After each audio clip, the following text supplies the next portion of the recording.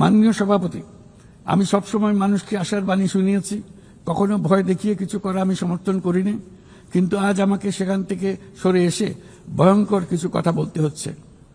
আজ আমি সতর্ক করছি, চরম জাতীয়তাবাদ, অন্যের ক্ষতি হয় এমন ভূ রাজনীতি এবং অন্যের দুর্ভোগ ও পীড়নের প্রতি ওদেশশূন্য বহু দশকের পরিশ্রমে আমরা যে অগ্রগতি অর্জন করেছি তা ধ্বংস করে দিচ্ছে।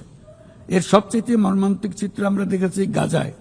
শিশুরা না খেয়ে অকাল মৃত্যুবরণ করছে, বেসামরিক জনগোষ্ঠীকে নির্বিচারে হত্যা করছে, হাসপাতাল, স্কুল সহ একটা গোটা জনপদ নিশ্চিহ্ন করে দিচ্ছে। জাতিসংঘের একমত যে আমাদের চোখের সামনেই একটি নির্বিচার গণহত্যা সংঘটিত হচ্ছে। আমাদের দুর্ভাগ্য যে মানব জাতির পক্ষ থেকে এর অবসানে আমরা সর্বোচ্চ চেষ্টা করছি না এখনো। এই অবস্থা চলতে থাকলে ভবিষ্যৎ প্রজন্ম ও ইতিহাস আমাদেরকে ক্ষমা করবে না।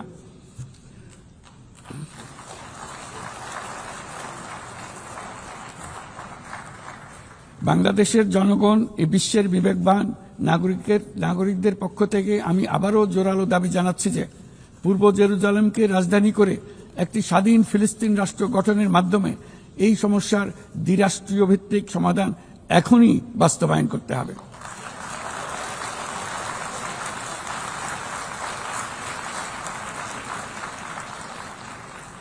শুধুমাত্র 1967 সালের পূর্বের সীমারেখার ভিত্তিতে যেখানে ইসরায়েল ও ফিলিস্তিনি শান্তিপূর্ণ সহাবস্থানে থাকবে তখনই ন্যায় বিচার সম্পূর্ণভাবে কার্যকর হবে।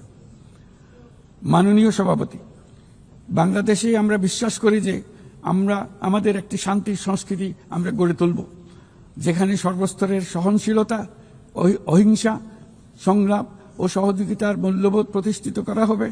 গত 3.5 দশক ধরে জাতিসংঘের শান্তিরক্ষা কার্যক্রমে অন্যতম শীর্ষ শান্তিরক্ষা প্রেরণকারী দেশ হিসেবে আমাদের অংশগ্রহণ বৈশ্বিক শান্তি ও নিরাপত্তার প্রতি আমাদের নিরবিচ্ছিন্ন অঙ্গীকারের এক বাস্তব প্রমাণ।